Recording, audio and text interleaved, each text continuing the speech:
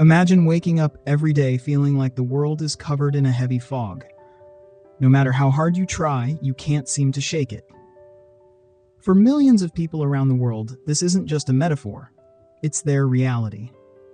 Depression is one of the most common mental health conditions globally, affecting over 280 million people, according to the World Health Organization.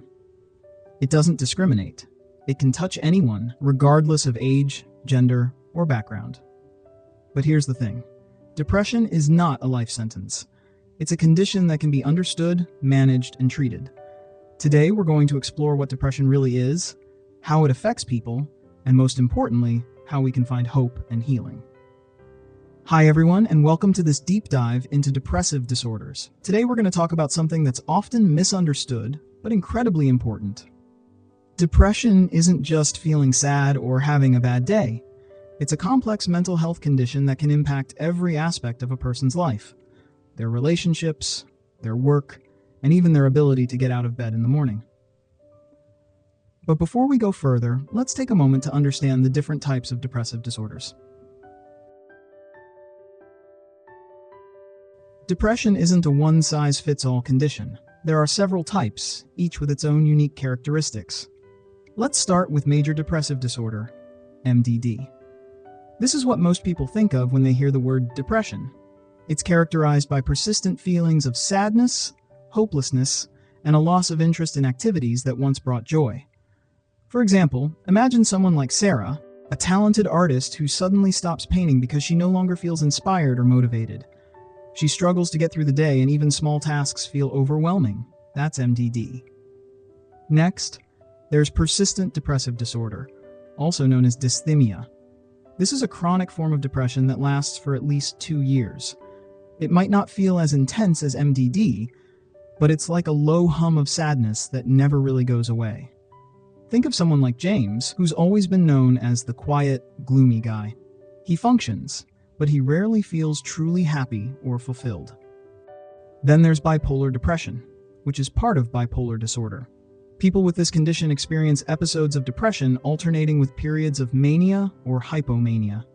For instance, consider Maria, who goes from feeling like she's on top of the world to crashing into deep despair within weeks or months. And finally, there's seasonal affective disorder, SAD, which is linked to changes in seasons. For someone like Tom, winter brings a heavy cloud of fatigue and sadness, but as soon as spring arrives, he starts to feel like himself again. Now you might be wondering, what causes depression? The truth is, it's a combination of factors. Let's break it down. First, there's the biological side.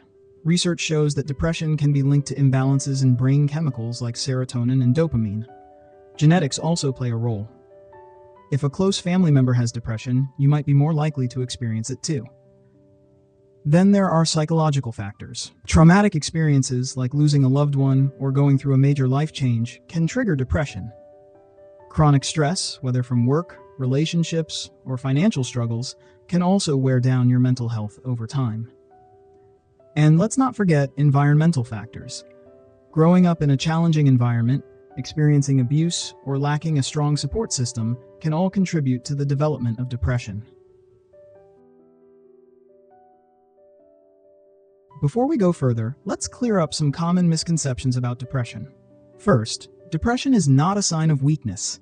It's not something you can just snap out of by thinking positively or toughening up. It's a medical condition, just like diabetes or heart disease. Second, depression isn't always visible. Someone might seem fine on the outside, but be struggling deeply on the inside. And finally, depression isn't a life sentence. With the right treatment and support, people can and do recover. Let's delve a bit deeper into these myths with some examples. One common misconception is that depression is just feeling sad. While sadness is a part of it, depression is much more complex. It can involve a range of symptoms, including physical ones like fatigue and changes in appetite. For instance, someone might not feel sad at all, but instead feel numb or empty, unable to experience joy even in activities they used to love. Another myth is that only certain types of people get depressed. The truth is that depression can affect anyone, regardless of their background, age, or circumstances. Consider the story of a successful CEO who seems to have it all: wealth, power, and a loving family. Despite his outward success, he might be battling severe depression, feeling isolated and overwhelmed by the pressures of his job. There's also the belief that talking about depression makes it worse. In reality, open conversations about mental health can be incredibly healing. Take the example of a young woman who felt ashamed to tell her friends about her struggles. When she finally opened up, she was surprised by the support and understanding she received, which played a crucial role in her recovery journey. Lastly, some people think that medication for depression is a quick fix, or that it changes your personality. Medications like antidepressants are designed to help balance brain chemistry, not alter who you are. For someone like John, who had been struggling with severe depression for years, finding the right medication was a turning point. It didn't change his personality. It helped him feel like himself again. So, how do you know if you or someone you love might be experiencing depression?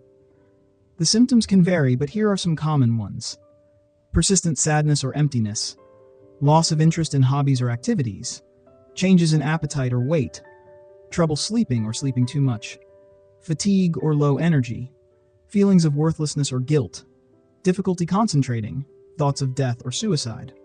It's important to note that depression can range from mild to severe. In mild cases, someone might still function but feel off. In severe cases, it can be debilitating and even life-threatening. That's why early intervention is so crucial.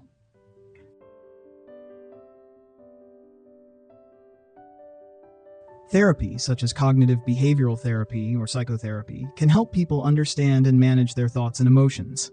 Medications, like antidepressants, can also be incredibly helpful for balancing brain chemistry. But treatment isn't just about therapy and medication. Lifestyle changes can make a big difference too.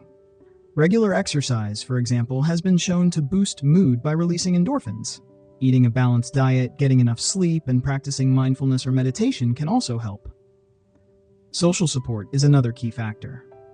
Talking to loved ones, joining support groups, or even just spending time with friends can provide a sense of connection and belonging.